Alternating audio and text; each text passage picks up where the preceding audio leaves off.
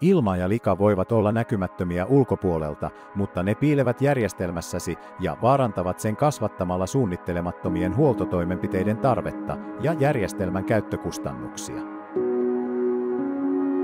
Ilman läsnäolo aiheuttaa korroosio-ongelmia ja vähentää lämmönsiirtoa päätelaitteissa. Likakertymät kulkeutuvat ja kerääntyvät putkiin, pumppuihin, lämpöpattereihin ja lämmöntuottolaitteisiin aiheuttaen tukkeutumisia, ennenaikaisia vikoja ja heikentää järjestelmän kokonaistehokkuutta. Kestomagneettimoottoriset kiertovesipumput ovat alttiita magnetiitin kertymiselle, mikä voi vähentää pumpun ja lämmitysjärjestelmän tehokkuutta 10–15%. Mutta voimme auttaa sinua kertomaan toisenlaisen tarinan. Tänään esittelemme uudet Ceparo Cyclone Max ja Ceparo Aero. Ceparo Cyclone Max. Luokkansa paras Lianerotin ainutlaatuisella toisen sukupolven syklonitekniikalla. Ainoa, joka poistaa luotettavasti jopa 95% liasta yhdellä kierrolla kaikilla veden nopeuksilla ja kaiken kokoisilla putkilla. Vahvempi kuin koskaan, vahvin kuin mikään muu. Ilma ja lika haittaavat lämmön siirtymistä ja siten kasvattavat energiankulutusta. Miten se toimii? Virtaus tulee erottimen kammioon. Keskipakoisvoima luo vesipyörteen. Vesi- ja likahiukkasilla on eri tiheys, joten likahiukkaset työntyvät erottimen ulkoseinään. Pienempi nopeus syklonin reunassa sallii painovoiman siirtää hiukkaset erottimen pohjalle. Erotuslevy varmistaa, että likahiukkaset pysyvät alemmassa kammiossa, kunnes ne poistetaan, kun taas magneetti vangitsee kaiken magnetiitin.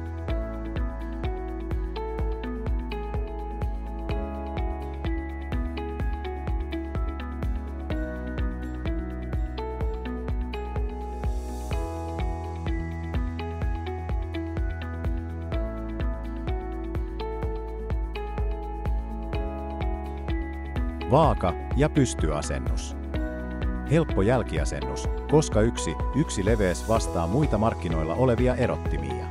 Erityisessä pystyasentoon käytettävässä mallissa on magneettitaskuun integroitu tyhjennysventtiili. Markkinoiden vahvin magneetti lianerottimissa mahdollistaa kaikenkokoisten, jopa 5 mm hiukkasten vangitsemisen.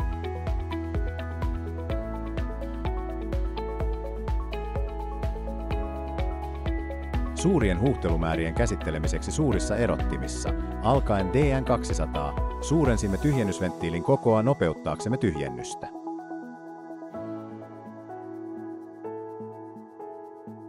Ceparo Aero.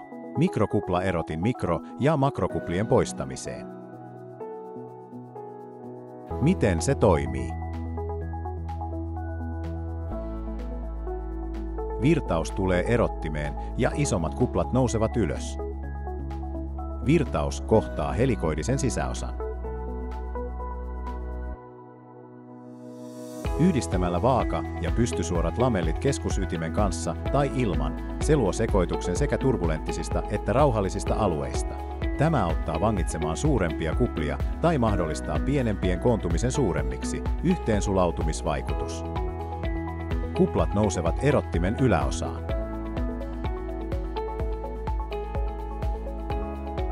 Ilma kerääntyy ilmausventtiilin yläosaan kohon ohi ja purkautuu ulos.